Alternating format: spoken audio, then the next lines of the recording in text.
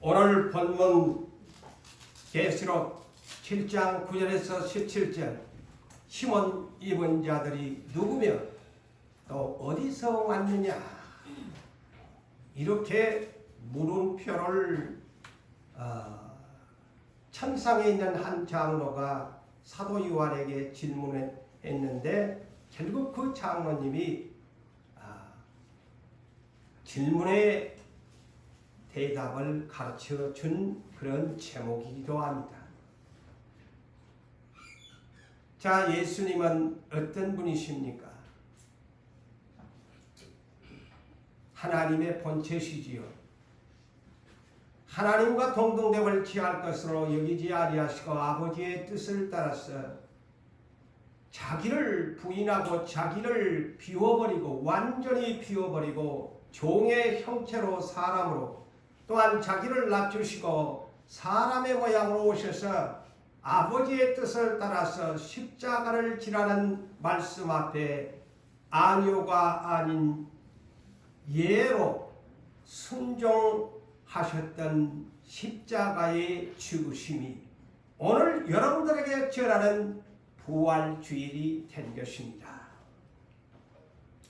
그분은 오늘날 우리가 살아갈 때에 항상 우리는 섬김의 자세가 저 역시도 여러분들도 부족합니다. 높아지고는 싶은데 낮아지기를 싫어하는 것이 인생의 본능인지도 모릅니다. 그러한 우리의 인생에게 우리 주님은 누구든지 크고자 하면 섬기는 자가 되어라. 네가 넘버원 으뜸이 되고자 원한다면 종이 되어라. 내가 이 땅에 섬김을 받으려고 온 것이 아니고 많은 사람들의 대속물 십자가의 죄값을 치르기 위해서 이 땅에 왔으니 너희들도 그와 같이 나처럼 살라고 주님이 말씀을 하셨죠. 자, 인생은 죄의 삭시 사망입니다. 어느 누구나 이 땅에서 다 무사강건하게 살기를 원하지만은 인생은 다 시들면서 꽃잎처럼 낙엽처럼 떨어져 가야 한 인생 70, 80의 인생을 살아가는데 그 인생 왜 죽어야 합니까? 죄의 싹 때문에 그렇습니다. 로마서 6장 23절에 죄의 싹은 사망이 되이. 그렇지만 하늘의 은사는 무엇이냐? 예수 그리스도 안에 있는 영생이란다. 너희가 이 영생을 얻으려면 죄의 싹을 지불해야 되는데 너희가 어떻게 죄의 싹을 지불할 것인가? 고민해 본 적이 있나? 너희에게는 방법이 없다. 오직 나 예수를 믿을 때만이 사망의 싹, 죄의 싹을 지불할 수가 있다. 그것이 십자가의 부활이라는 것입니다.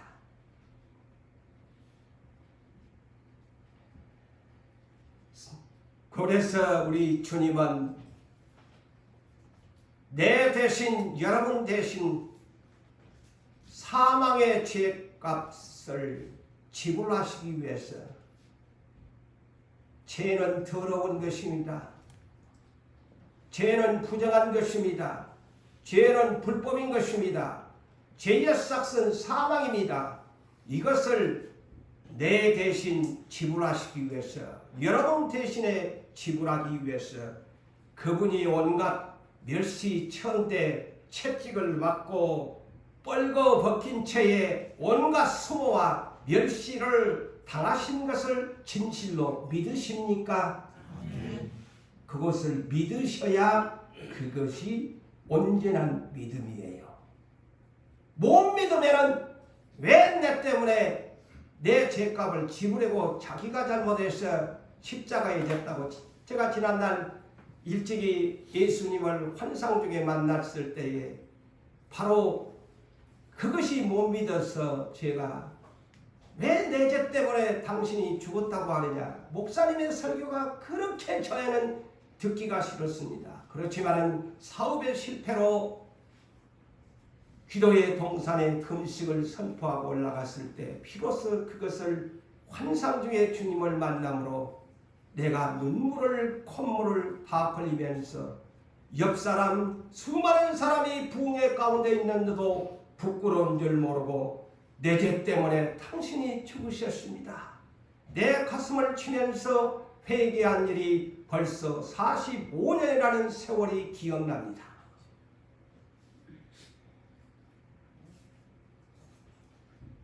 예수님이 60kg이 넘는 나 정도의 몸무게의 무게를 나무 십자가를 사형틀을 어깨에 메고 예루살렘 유대 산 칼보리에 올라가신 것을 기억합시다. 상상해 보세요. 60kg가 넘는 나무 사형틀을 어깨에 메고 넘어지고 쓰러지면서 못 가니까 로마 군인이 채찍으로 때립니다. 살이 떨어져 나갑니다. 골고다, 해골, 곧 사형장, 사람이 죽어서 묻히는 사형장에 오전 9시에 십자가에 못 박혀서 오후 3시까지 6시간 동안 세계에 다듬어지지 아니하는 크나큰 못으로 양팔에 2개의 못을 박히고 밑에는 발목을 포개어서 망치로 두드러 박는 뻘거벗긴 채 머리에는 조롱하는 유대인의 왕이라는 멸시하는 가시면류관을 씌우니 그 머리에는 가시가 찔려서 피가 흘러내립니다. 그리고 발끝까지 못을 박혔으니 피는 물처럼 흘러내려 땅바닥으로 십자가를 타고 흘러내렸습니다. 그 흘러내리는 피는 나의 죄값의 죄수의 옷을 벗겨버리고 예수 그리스도의 옷을 입혀주시기 위한 보혈의 피를 흘리신 것입니다.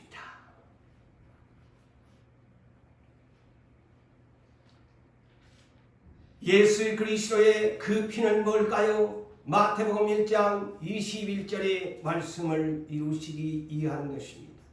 자기 백성을 저희 죄에서 건져낸 구원자 예수라는 이름을 아버지 앞에 높이기 위해서 흘리신 보혈인 것입니다. 여러분,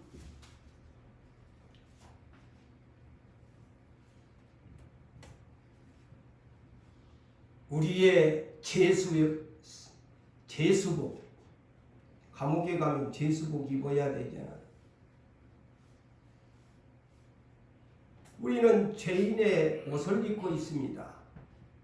그 제수의 복은 사망의 옷인데 무엇으로 흰 옷으로 깨끗하게 할 수 있느냐? 세상에 세탁을 하시는 여러분들, 상품 세제를 사용해야만이 더러운 옷을 깨끗하게 씻어낼 수가 있습니다. 그렇다면 하나님 나라의 제수의 복을 깨끗하게 씻어서 희게 깨끗하게 변하게 해서 하나님 나라에 갈 건데, 하나님 나라의 새 천국가 뭐냐? 예수님의 보혈의 피입니다. 예수님의 보혈의 피를 가지고 세척하지 아니하면 이 땅에 아무리 좋은 명품의 세제류를 가지고 세탁기에 아니면 손으로 비워받아도 제수의 복을 희게 깨끗하게 변하게 입을 수 없습니다. 여러분, 하나님 나라의 새 청류 예수 피를 사십시오. 예수 피로 씻혀야만 여러분이 하나님 나라에 들어가는 하얀 옷으로 바꾸어 세척하여 입을 수 있습니다. 그러지 아니하고서는 하나님 나라에 못 들어가요. 구원 날마다 여러분 내키는데 다 입으로는 예수 믿어 구원 얻는다고 하시는데 과연 여러분 하나님 나라의 보혈의 피를 얼마나 여러분들의 지수복을 더럽고 부정한 죄인의 옷을 씻은 적이 있습니까? 그러면서 씻지도 않으면서 하루에 양치질만 앉아도 더러운 냄새가 나고 상대와 대화하기가 민망할 정도인데 더러운 옷을 부정한 옷을 입고서 어떻게 신랑을 만나려고 하십니까?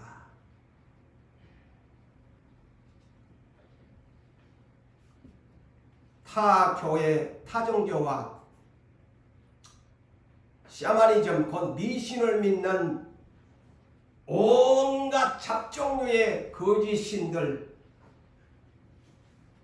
인류의 속죄를 그들은 말할 수가 없습니다. 석가모니가 자기를 따르는 자들을 위해서 대신 죽었습니까? 저 유교의 공자가 그들을 위해서 죽었습니까? 저 이슬람의 마호메트가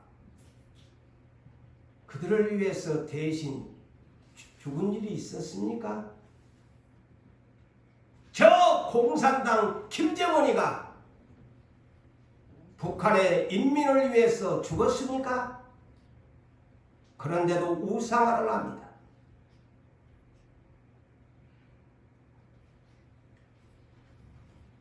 타종교에서 미신을 믿는 사람들이나 이런 사람들은 극락영생이라고 그렇게 말을 표현합니다. 터무니도 없는 말을 하지요. 극락영생이 어디 있습니까? 그들에게 그들을 갈 곳은 영벌에 쳐서요. 그들을 미혹하는 마귀와 함께 영원히 불못에서 물 한 방울도 찍을 수 없는 고통의 타종교들입니다.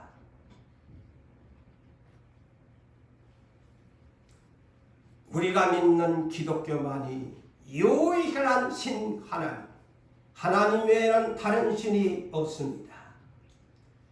기독교만이 부활이 핵심이요, 부활이 우리의 심장입니다.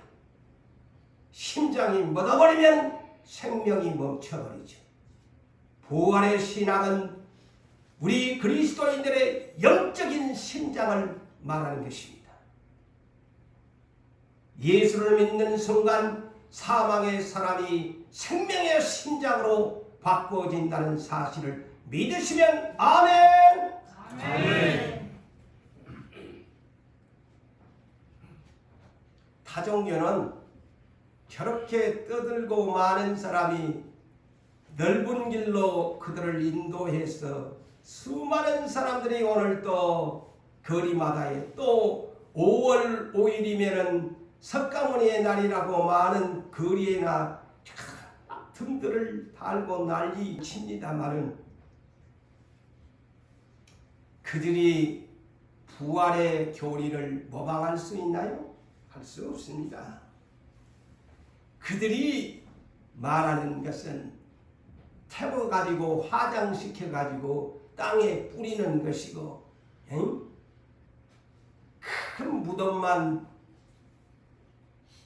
무덤 속에 썩어빠린 무덤만 자랑할 뿐이지요. 우리 기독교는 무덤이 없는 빈 무덤을 자랑합니다. 이게 정반대잖아요. 주님이 우리에게 이렇게 질문합니다. 요한복음 11장 25절에서 26절 그 유명한 말씀이죠. 나는 부활이요 생명이요. 나를 믿는 자는 죽어도 살겠고 무릇 살아서 나를 믿는 자는 영원히 죽지 아니하리라 하시면서 너가 믿느냐 물으셨습니다. 믿으십니까? 네. 교회에 출입하면서 오늘날 기독교인들 중에는 부활의 신앙을 믿는 사람들이 많을까요? 적을까요? 그것이 문제입니다. 교회에 출입하면서 찬송 부르고 예배하고 기도하고 헌금 드리고 직분 받아서 봉사는 하는데 정작 그 마음속에 부활의 소망이 없는 크리스찬들이 많대요. 왜 그러면 교회에 나오느냐? 위로받기 위해서, 평안 얻기 위해서, 나 무사 강건하기 위해서, 장수하기 위해서, 부귀 영화를 위해서, 비나이다 비나이다 비나이다 이것 때문에 나온 사람들이 많대요. 그러면 타종교인하고 뭐 다릅니까? 똑같지요. 부활이 안 믿어지면 불행한 것이에요. 천국에 소망이 없으면 가장 불쌍한 자예요. 이런 사람이 불쌍한 자지. 교회에 나와도. 기복신앙이 그래서 위험하다는 겁니다.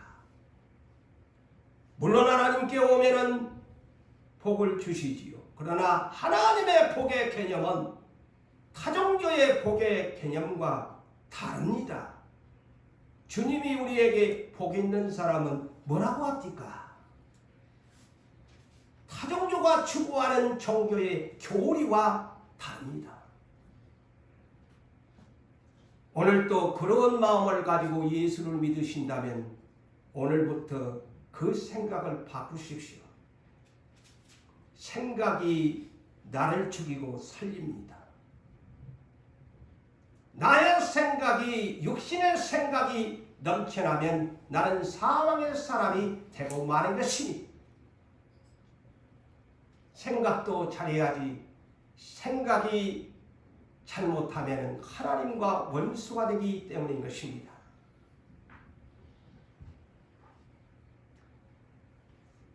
이렇게 살면은 세상 사람이나 뭐가 다를 바가 있어요.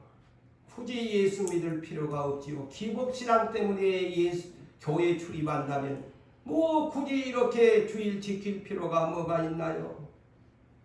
타종교나 똑같은데 편하게 살다가 가면 되지요. 이 땅에 살이라도 편하게 살다가 나중에 지옥에는 영원히 불구덩이에 들어갈 것인데 그렇지 않아요? 이치적으로 그래요. 고린도전서 15장 17절에서 20절에 이런 사람들을 향해서 이렇게 성경은 권면하고 있습니다. 그리스도께서 다시 살아나는 일이 없으면 너희의 믿음은 헛되고, 자, 믿음이 헛된 거예요. 예수 부활을 못 믿으면 믿음이 거짓말이야. 이 똑바로 알고 예수 믿으셔야지. 너희가 여전히 봐보세요. 너희가 여전히 죄 가운데 있을 것이요 또한 그리스도 안에서 먼저 그리스도 안에서 여러분들 부모님들 형제들 조상님들 다 그리스도 믿다가 잠자는 자도 망하였으리라. 그 사람들은 또 망한 사람들이다. 만일 그리스도 안에서 우리의 바라는 것이 이 생 곧 이 세상의 삶뿐이라면 모든 사람 가운데 우리가 더욱 불쌍한 자들. 성경은 이렇게 가르쳐요. 불쌍한 자라고. 너무 하늘에 소망도 없으면서 부활도 못 믿으면서 네 예수 믿니? 주일 지키니? 네 불쌍한 자야. 우리 예수님의 복음을 바르게 이해합시다. 그러나 이제 그리스도께서 죽은 자 가운데서 다시 살아나사 잠자는 자들의, 그리스도 안에 죽은 자들의 부활의 첫 열매가 되셨도다. 부활에도 차례와 질서가 있습니다. 그런 말이 있지요. 찬물도 우아래가 있는데 우리 대한민국의 그 사상들이 있잖아요. 찬물도 우아래가 있다. 근데 어른이 먼저 마시는데 아가 벌써 벌떡벌떡 자기 부모도 안 먹은데 숟가락 먼저 들면 버르장물이 없다고 그러잖아요. 맞아요, 안 맞아요? 근데 부활에도 차례가 있어. 내가 가고 싶다고 가는 거 아니야. 성경의 지식을 바르게 아셔야 미혹되지 않습니다. 부활에도 차례가 있다, 순서가 있다. 그런데 오늘날 거짓 증인들이 항상 특징이 뭐냐면 휴거서를 많이 세상에 전합니다. 참 이 성경을 모르면 그 사람들에게 넘어가요. 휴거는 맨 마지막에 되는 일입니다. 자, 차례를 알고 성경을 알아야 하지. 그런데 이단들의 특징이 뭐냐면 항상 휴거서를 세상에 전파합니다. 그것은 제일 마지막의 순서야. 마지막의 순서야. 그러니까 이단들이 헷갈리게 만들라고 그러잖아요. 아니 예수님도 안 하는데 휴거면은 며칠 날 휴거된대. 그러니 성경을 모르는 사람은 어머나 정신 차려야 되겠네. 그러고 어느 날 그 휴거설이 안 맞은 거야. 멍 때린 거야. 그 성경을 몰라서 그래.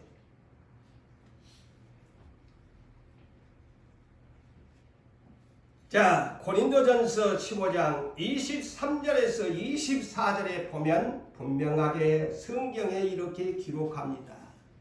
그러나 각각 차례대로 그랬어요.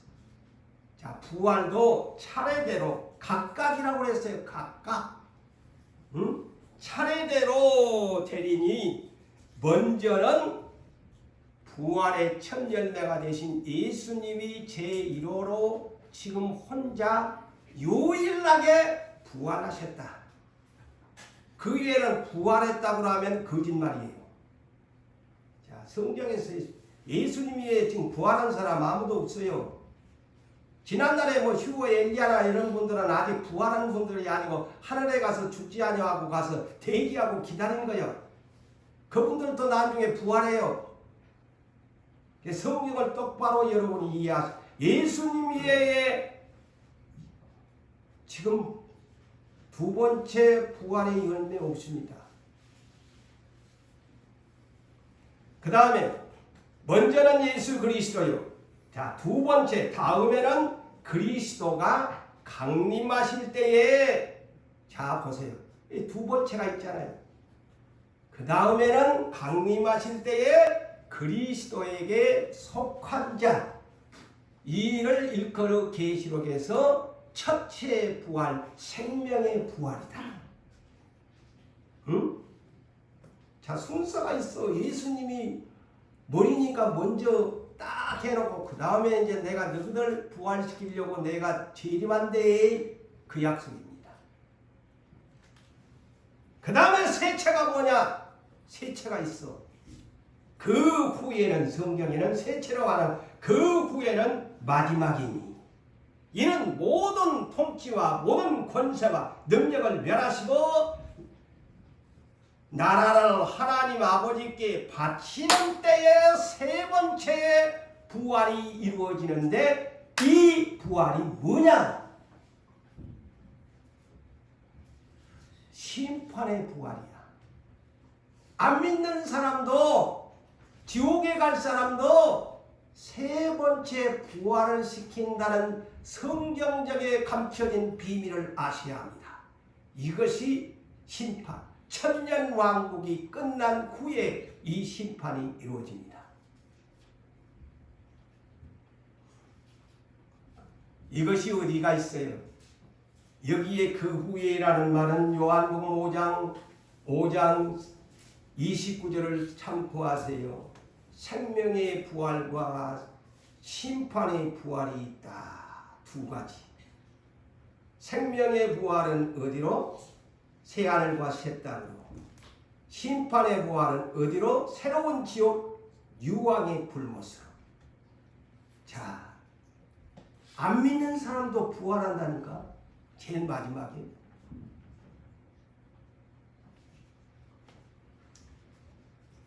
그래서 계시록 20장에 첫째 부활에 참여하는 사람이 복이 있다.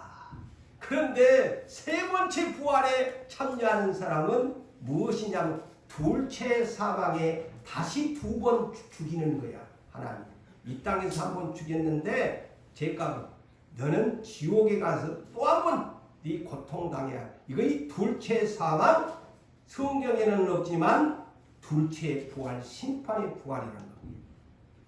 그러니까 부활이 종류가 있지 않아요. 차례가 있지 않아요. 자, 그런데 그렇다면 우리 예수 믿는 그리스도 안에서 죽은 자들도 부활의 차례가 있네. 여러분 잊지 말고 이 성경을 배워놓으세요. 그래야 친구 단장사가 되지. 이제 그런 거 전해야 돼. 그리스도 안에서 잠자는 자, 죽은 자들도 부활의 차례가 있어. 이는 데살로니가 전서 4장 13절에서 17절까지의 말씀을 요약해서 드립니다. 자, 뭐라고 했느냐? 자, 먼저 그리스도 안에 죽은 자들, 부모님들이나 형제들이나 조상들에 대한 것, 성경에서는 뭐라고 하냐? 예수 믿다가 죽은 너희 부모님 계시나 형제가 있나? 누구 친척들이 있나? 슬퍼하지 말거래. 왜 슬퍼하지 말아야 하느냐? 우리가 예수께서 죽으셨다가 다시 살아나심을 너희가 믿을진데, 이와 같이 예수 안에서 자는 자들도, 먼저 죽은 자들도 하나님이 예수와 함께 그들을 데리고 오신다. 데리고 오시는데 언제 데리고 오시냐? 주께서 강림하실 때, 예수님이 재림하실 때에 우리 살아있는 남아있는 자도 그때까지, 자 보세요. 우리 살아남아있는 자도 우리 먼저 죽은 그리스도인들보다도 결코 앞서지 못하리라. 자, 부활의 순서가 있어요. 그분들이 먼저 부활돼요. 그러면서 주께서 호령과 예수님의 33년은 가난하게 살며, 예수님의 생애는 언제 큰소리 한번 쳐보고 살았나요? 자, 우리가 이렇게 살다 보니까 큰소리 못 치고 살잖아요. 고난이라는 두 글자 앞에 끽소리도 못하고 뭐라 그러면 들어야 되고, 아니 꽂고 치사해도 예예예 해야 되잖아요. 예수님이 33년 동안 가난하게 사시면서 큰소리 한번 못 치고 살았습니다. 십자가를 못 박힌 날도 큰소리 한번 못 치고 사셨습니다. 그러다가 가셨어요. 그런데 오실 때는 그때사 비로소 호령치며 오신다. 큰소리 치며 오신다. 천사장의 소리, 미가엘 천사장의 군대장의 소리와 함께 하나님의 나팔 소리가 딴빰빰빰빰빰 천상에서 나팔을 불면서 예수님이 오신대. 예수님이 오신다. 예수 그리스도 안에서 죽은 자들이, 자, 순서가 있네. 먼저 죽은 자들이 먼저 일어나고, 두 번째 그 후에, 그랬어요. 그 후에가 뭘까요? 예수님이 오실 때까지 살아남아 있는 자들도 그들과 함께 구름 속으로 끌어올려 그들이 주를 어디서 영접한다? 공중에서 영접. 예수님 땅바닥에 안 오십니다. 성경 똑바로 알고 미혹되지 마세요. 예수님이 어디에 어느 산에 오신다. 예수님이 어느 교회에 오신다. 지상에 두 번 다시 예수님이 땅바닥에 발을 안 딛습니다.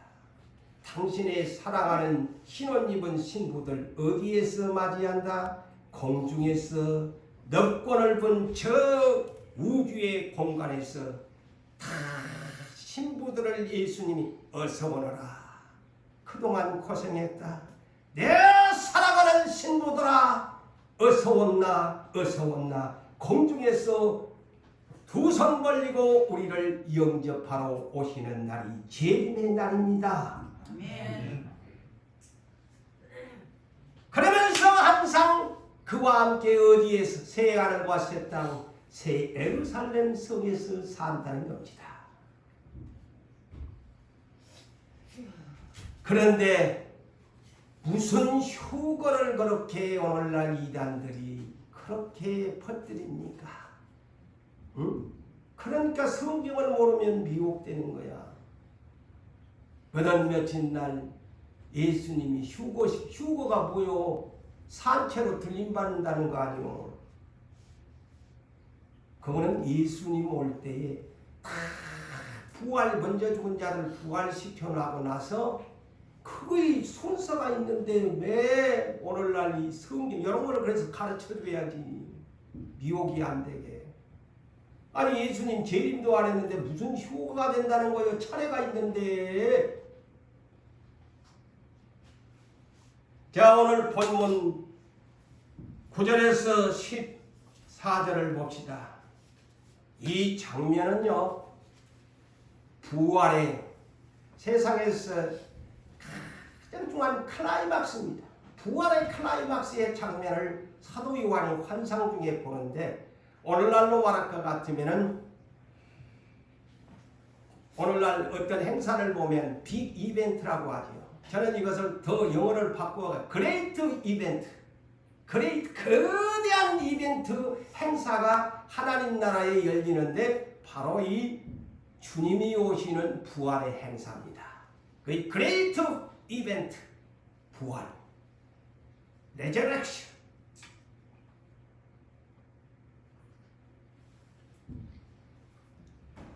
그런데 오늘 9절에 2일 후에 그랬어요.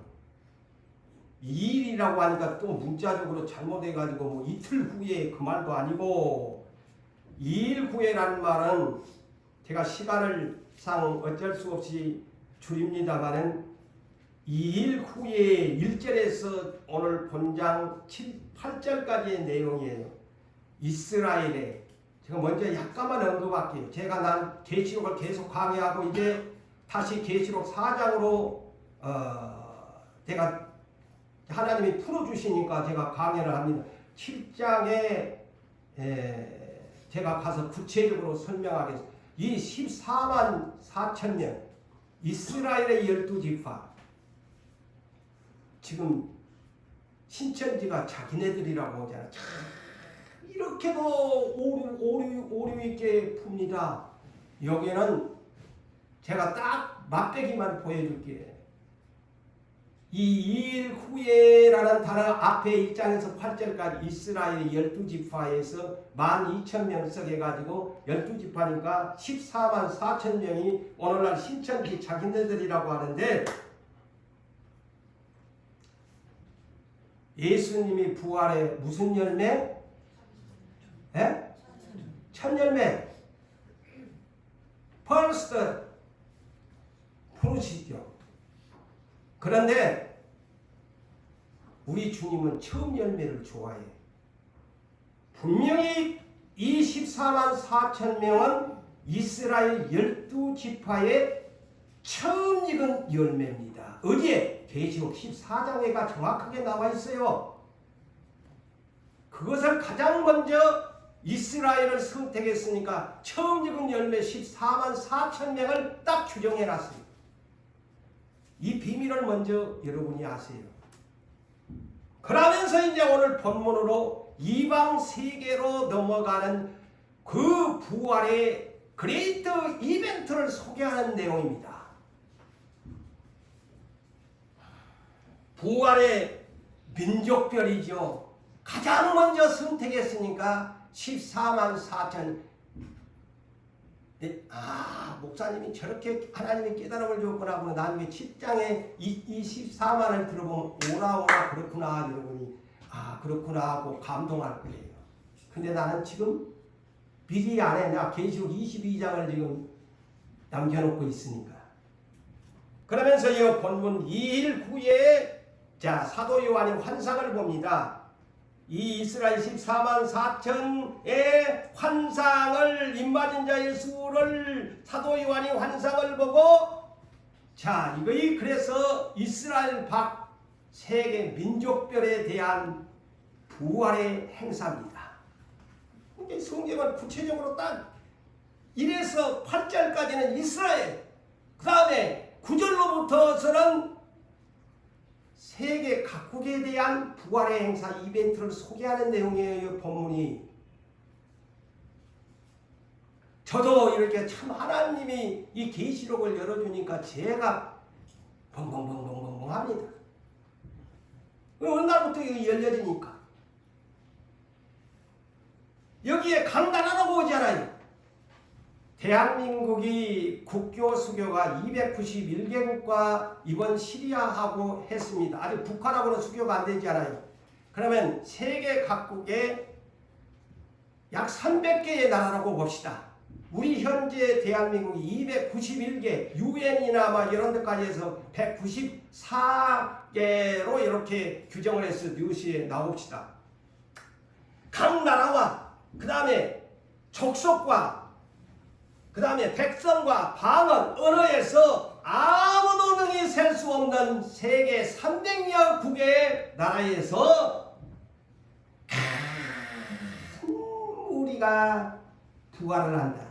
흰 옷을 입고 손에 종려 가지를 들고 큰 소리로 외치면서 구원나심이 보좌에 앉으신 우리 하나님과 어린 양이로다 하면서 천상에서 그 이방 세계에서 예수 믿어가지고 부활한 사람들이 큰 무리가 큰 소리로 이렇게 찬송도 큰 소리 불러야 돼.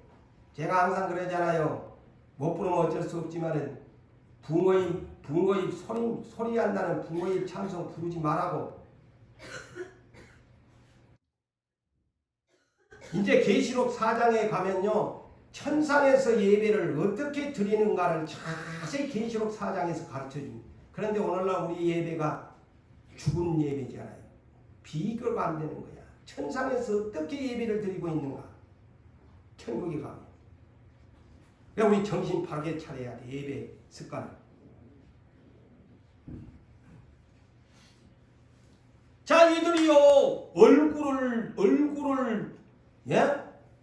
얼굴을요 대고 땅바닥에 엎드리고요 하나님께 경배하면서 이르되 얼굴을 대면서 예배를 드려. 그런데 우리는 예배의 태도가 어때요? 이 성경하고 전혀 맞지가 않아. 이 계시록을 보면 천사들도 또 그냥 얼굴을 대고 막 이 보좌 앞에 엎드려 가지고 경배를 하는데 우리는 너무너무 자유로운 예배의 태도지 않아요. 하고 싶은 거 다. 그러면서 이 광경을 보여주면서 장로 한 사람이, 천상에도 장로의 직분을 가진 사람이 이 환상에 있구만요. 근데 장로 중 한 사람이 그런데 이 사도 요한이 보았을 때에 나중에 24장로에 대한 것을 계시록 4장에서 제가 또 구체적으로 풀어드리겠어요. 24장로가 누구냐? 근데 그 24장 중 장로 중 한 사람이 사도 요한에게 물어봅니다. 환상을 보고 있는 사도 요한에게 물어봅니다. 저도 지난날 환상 보니까요, 서로 대화를 했어요, 하나님과. 이게 똑같아요. 체험해 보니까 내가 이 장면을 너무 잘 알아요. 물어보잖아요. 이 흰옷 입은 자들이 누구며 또 어디서 왔느냐? 장로님이 물어봐. 그러니까 사도 요한이 환상을 보다가 자기는 모르잖아. 아이고 주여 당신이 아시지 않습니까? 그러니까 그래. 네가 어떻게 알리니? 천상에 있는 장로님이 이는 큰 환난에서 나오는 자들인데 어린 양의 그 옷을 씻어 희귀한 사람들이란다 하고 가르쳐주네. 아, 이 사람들이 누구냐? 이 부활한 사람들이 누구냐 이거지. 그리고 어느 나라에서 왔느냐? 첫째는 이스라엘에서 올라온 사람, 대한민국에서 올라온 사람, 다 그런 얘기를 지금 말하는. 미국에서 아니면 북한에서 올라온 사람들을 말하죠. 어디서 왔느냐? 어디서 왔느냐? 어느 나라에서 올라온 부활한 사람이냐? 여기에서 흰옷 입은 자들이라는 부활의 옷, 어린 양의 보혈의 피에 그 옷을 깨끗하게 빨아입는 사람. 제가 그래서 이 내용을 이해하려면 여러분 들으셨지? 금요일날 계시록 22장 14절에 자기의 두루마기를 겉옷을 빠는 사람은 생명나무에 나아가고 두 번째 새 예루살렘 성에 들어갈 권세를 받았더라. 바로 이 장면이에요. 자기 옷을, 자기 두루마기를 빨아입는 사람, 깨끗하게 무슨 세척으로? 예수 어린 양의 보혈로 피로 씻어야 새 예루살렘 천국에 간대. 이 얘기입니다. 자, 그렇다면 이 흰옷은 구체적으로 어떤 옷이냐? 계시록 19장 8절과 9절에 나왔죠. 자, 드디어 천상에서 회의가 열려가지고 장로님들도 참석하고 천사들도 참석하고 회의가 열렸는데 이제 우리 어린 양 예수가 땅에 신부들 데리러 갈 때가 됐네요. 회의가 열렸어. 그 장면이야. 그래서 막 천상에서 전야제가 열린 거야. 오늘날 세상으로 말하자면 축제의 잔치가 이제 우리 어린 양이 이제 땅에 신부들 데리러 갈 때가 됐다. 막 천상에서 기뻐합니다. 막 찬송을 합니다. 예배를 드립니다. 그러면서 그래서 기뻐하고 즐거워하자 그러죠. 그런데 이 옷은 내가 입는 것이 아니야. 신랑이 입혀줘야 돼. 그때가 되니까 하나님이 다 눈여겨봐놨다가 예수님이 눈여겨봐놨다가 저것은 내 신부감이야. 저것은 신부감이야. 저거는 아니야. 미련은 5천이야. 그래서 그 흰옷을 입도록 준비된 아내에게, 신부로 단장된 준비된 자에게 허락하셨더라. 아멘. 제 설교가 틀렸습니까? 성경대로 저는 압니다. 허락해 줘야 옷을 입어. 부활의 옷이야. 그 옷 없으면 못 가. 뻘거벗어가지고 못 올라가. 부활 못해. 여러분 그것을 아시고 예수 똑바로 믿으셔야지. 입도록 허락하셨으니 이 옷은 무슨 옷이냐? 빛나고 깨끗한 세마포의 옷, 곧 빛나고 깨끗한 세마포의 옷이 무엇입니까?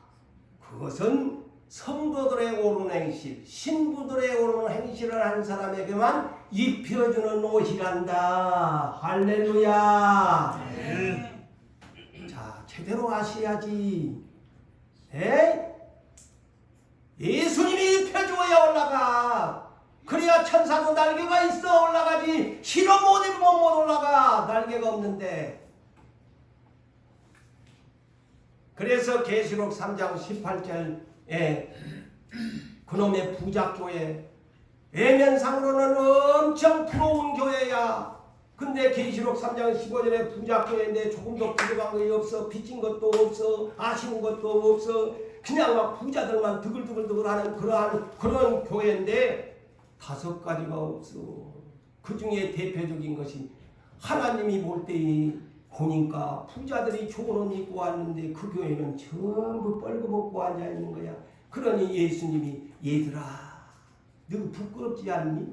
왜 네 뻘거벗고 와서 예배드린 줄을 모르니 네 하나님 나라에 내 흰옷을 사서 입으래. 사랑하는 성도 여러분들이여, 벌거벗지 말고 하나님 나라 예수가 주는 흰옷 사서 입으시고 예배드리시고 신부 단장하시기를 주의 이름으로 축원합니다. 아멘.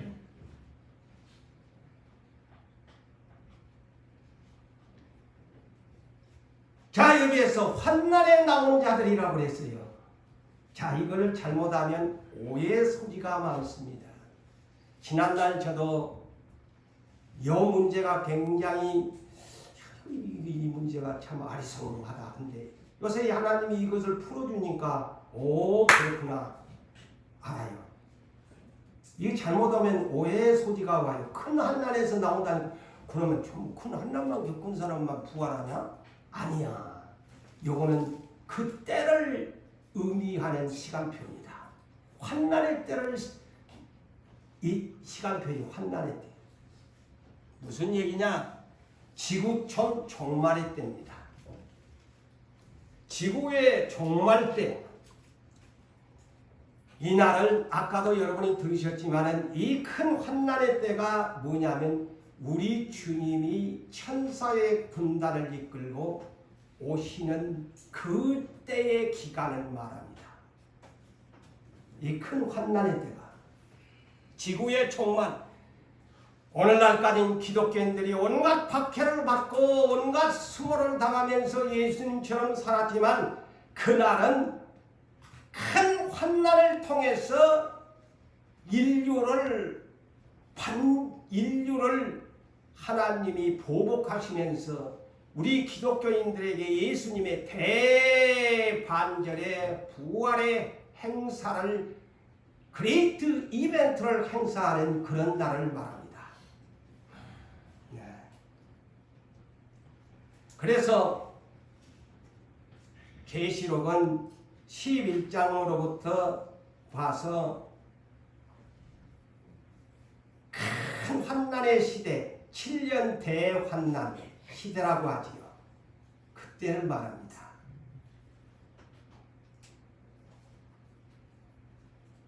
그래서 전 3년만 두 증인이 선지자가 때를 알리면서 신부를 단장합니다. 교회 예배 모여라. 교회 예배 안 모이면 너그 밖으로 밀려난데 이마에 입 못 맞는다. 3년 반 동안 회개할 기회를 줍니다. 두 선지자가. 그때도 환난입니다. 모세와 아론이 두 증인이 바로왕 앞에 가서 10가지의 재앙을 내리면서 애굽 땅에 환난이 오잖아요. 똑같아요. 두 증인 시대도. 그런 환난의 시대가 옵니다. 모세 아론이 그러니까 10가지 재앙을 내리니까 이스라엘 백성은 선 하나 끄떡 안 하고 막 세상 사람들 죽이잖아요. 그런 것처럼 두 증인의 시대 때도요. 당신의 교회 안에 성전을 청량하라고 하잖아요. 그래서 그 두 증인의 사명이 뭐냐면 교회에 모여라. 성전에 예배드리라.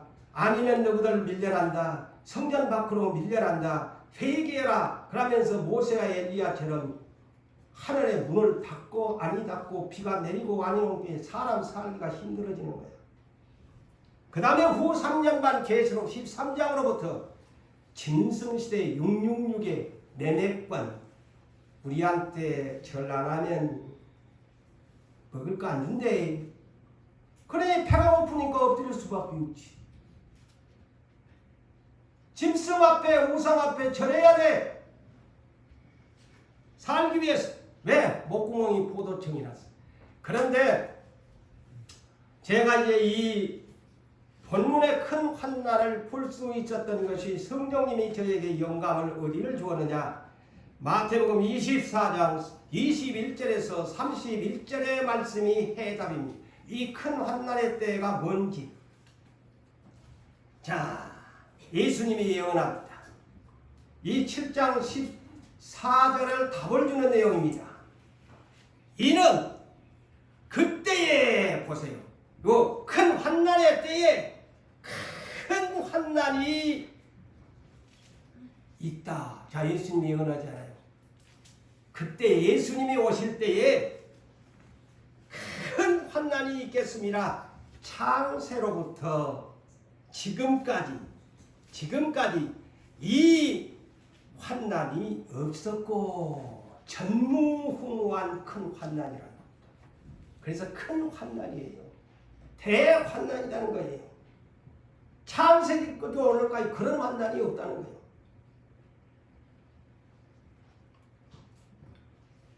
그래서 이 날들을, 그 환난의 날들을 감하지 아니하면 모든 육체가 구원을 얻을 자가 없다. 그러나 택하신 자들을 위하여 그날들을 감하시리라 그랬죠. 택하신 자들을 위해서 그날을 감하시리라. 이렇게 해서 이해를 잘해야 돼요. 잘못하면 아까도 막 미리미야 공중에다가 한다 이러는데 그런 뜻이 아니에요. 그날 예수님이 오시는 날은요, 대환난의 마지막 날입니다. 그래서 인생이 살아가기가 힘들어요.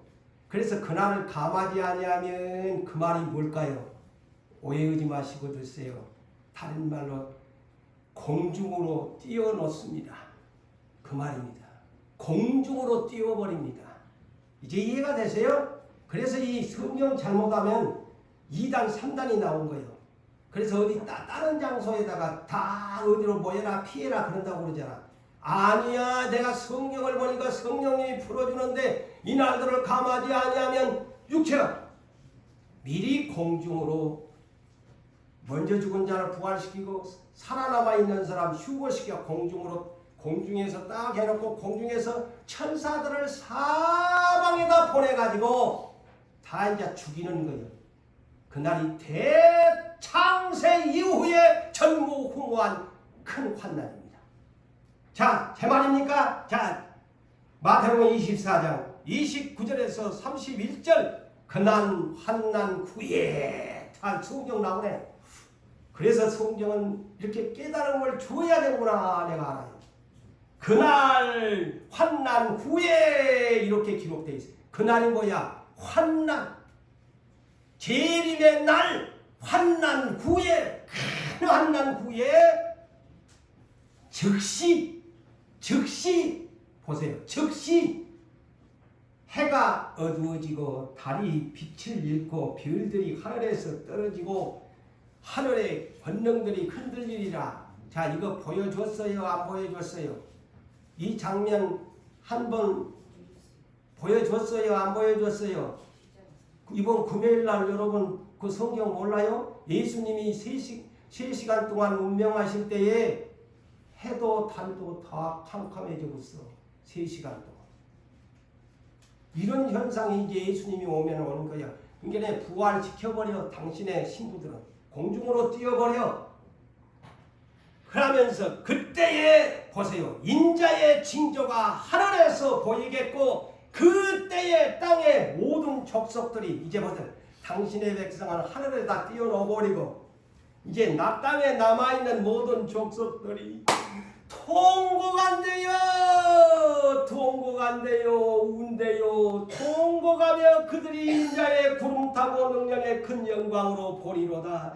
그가 큰 나팔 소리와 함께 천사들을 보내리니 천사들을 보내어서 사방에 있는 내 백성들 그날들을 감하기 위해서 천사들이 와서 사방에서 당신의 백성들을 공중으로 모으리라. 아멘. 이게 성경 이해되지요. 그날이 큰 환난이에요. 그래서 오늘 본문의 말씀 7장 9절에서 14절까지는 흰옷 입은 자가 누구야? 그리고 그 흰옷 입은 자가 누구야? 이스라엘의 14만 4천 명이고요. 그 다음에 이방 세계에서 올라온 헤아릴 수 없는 많은 사람들이 있는데 그 사람들은 큰 환난에서 온다고 하니까 그날은 주님의 재림의 날 공중으로 뛰어올린 사람들, 이렇게 이 성경을 이해하십시오. 그리고 오늘 본문 15절에서 17절까지는 부활한 사람들이 천상에서 어떻게 사느냐, 밤낮 성전에서 하나님을 섬기고 하나님과 장막을 지고 줄이지도 목마르지도 않고 생명수생으로 인도하며 눈물도 없이 닦아주면서 살아가는 아름다운 행복의 도가니 속에 살아가는 새 하늘과 새 땅을 노래합니다. 그러므로 결론을 짓습니다. 우리의 소망은 땅의 것이 아닙니다.